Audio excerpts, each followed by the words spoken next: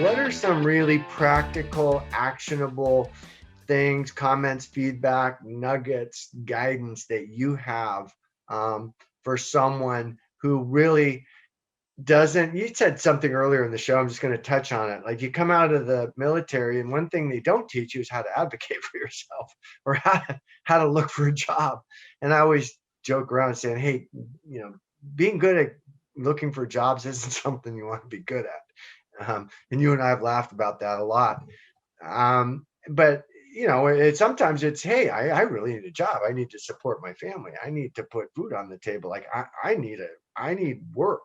I need to earn an income, and I'm not having any success. So I've set it up for you. What are some things that come to mind to you as someone that has spent, the bulk of their professional career hiring people?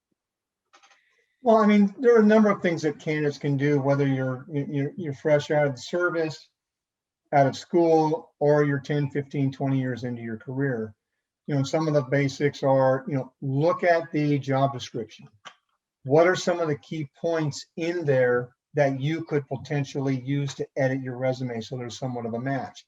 Because the one thing that a lot of folks don't realize is, you hear it all the time, God, the company never got back to me, right? Or I never heard from anybody. Then I got a note saying that they had filled the position, and it was very, disappointing. Well, the reality is, recruiters are getting inundated with applications, and so they're going through those applicants in a certain sequence, and they maybe just didn't get to yours before they found somebody to fill the job. So a couple of things you can do to be proactive. If you can figure out who the recruiter is, a lot of times it's on LinkedIn, it'll say which recruiter posted it. Contact them directly, right? Look for other relationships within the organization. I know for me, if I get pinged by a candidate, the first thing I do, I figure out who has the rec.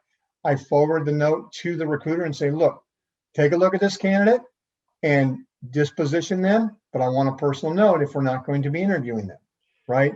So those are things that will get you a better, increase the opportunity to get a chance, as I describe it, to swing the bat, have that conversation, to be able to communicate why you're a good fit for a particular role.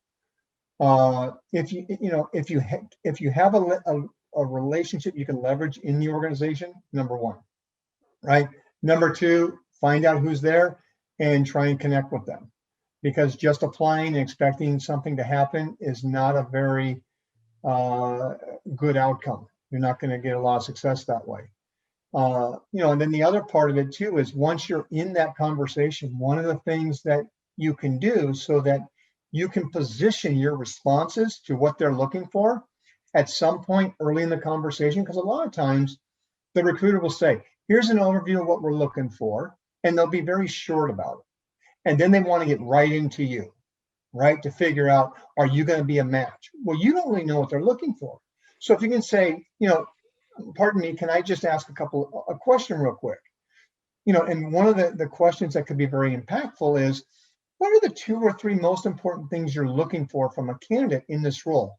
Or what would they be doing, spending most of their time doing?